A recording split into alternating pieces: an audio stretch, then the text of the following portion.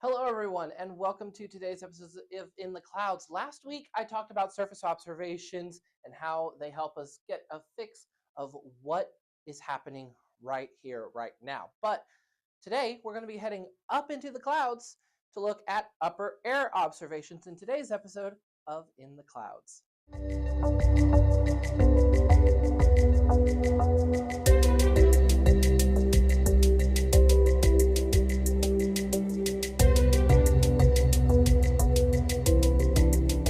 Welcome in, everyone. Like I had said, upper air observations is the topic for today, otherwise known as a weather balloon. But the actual scientific scientific word for these weather balloons is a radiosonde. This is an instrument that is designed to operate in very low pressure and very low temperature environments, like you would see way up in the clouds at the top of the troposphere, which is the layer of atmosphere where all the weather happens, at least what we see at the surface. Now, radiosondes are made to measure temperature, pressure, relative humidity, and the GPS position of the entire system in the Earth's atmosphere. There's also a Raman sonde that adds in that wind speed and direction using that GPS position. Now, the instrument package is a very small box that is attached to a special balloon that takes the package up to nearly 22 miles in the air. For a little bit of context, the average jetliner, the average airplane, cruises is about 6 to 8 miles up in the air.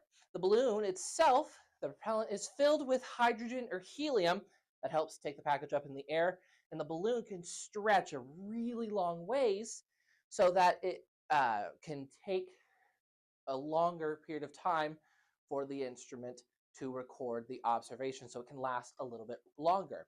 Now, a little bit of a picture of it is a little hard to see, but you've got the big balloon way out over here. You've got an orange parachute and then a very long string that attaches to a tiny little box that has the sensors on it. Now, why is the string so long?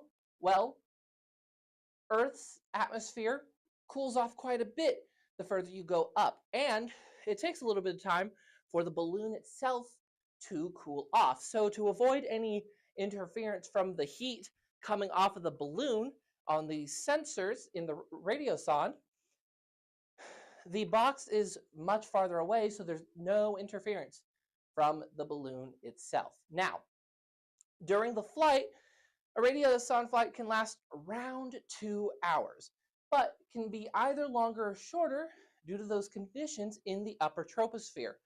The bigger the balloon stretches, because it can stretch up to about 6 to 8 meters in diameter, the more sensitive it becomes to outside conditions like very cold air or strong winds. If it's more turbulent, the balloon will pop sooner. If it's much calmer, then the balloon will stay in flight for much longer. Now, once the balloon pops, the instrument package will fall down to Earth, but the good news is, to avoid any injury or damage to the box or anywhere where it lands, it's also fitted by a bright orange parachute to prevent any property damage or injuries. It slows down the box to a safe speed before touching back onto the ground. Now, recovery, very, very hit or miss.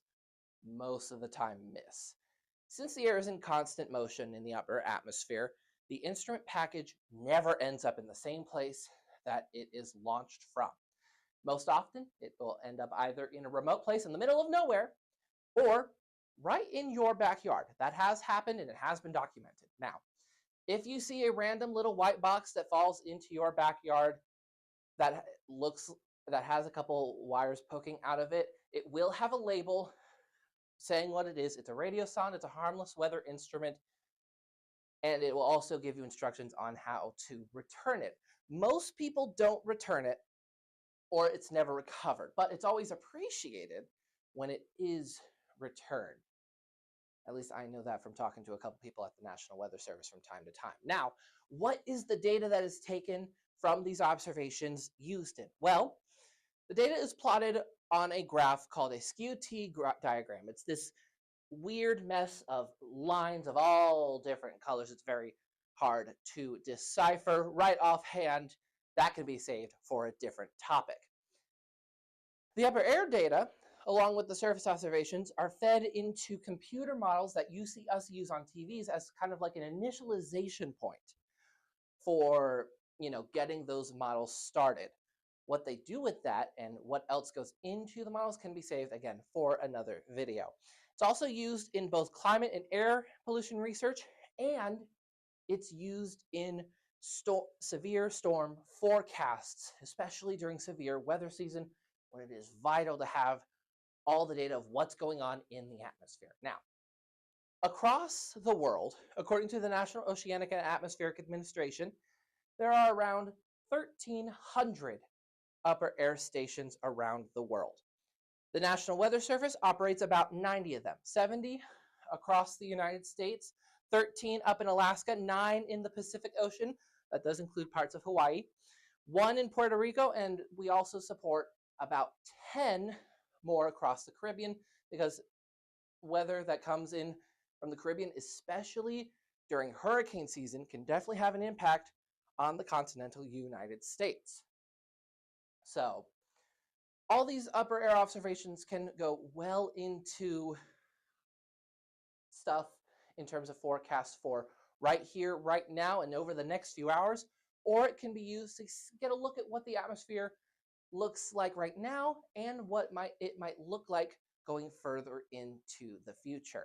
Now, next week, I'll actually be going a deeper dive into our models, how they are created, what they're used for, what's the difference between all of them, because you've seen several on the TV, and I'll go through all of those. But if you have any other topics that I haven't touched on yet that you, of course, do want to see, you can send it directly to me, either my email or my Facebook. It's right down there below. I'll bring it up again. But that will do it all for this week's In the Clouds. I'll see you all next week to talk about models.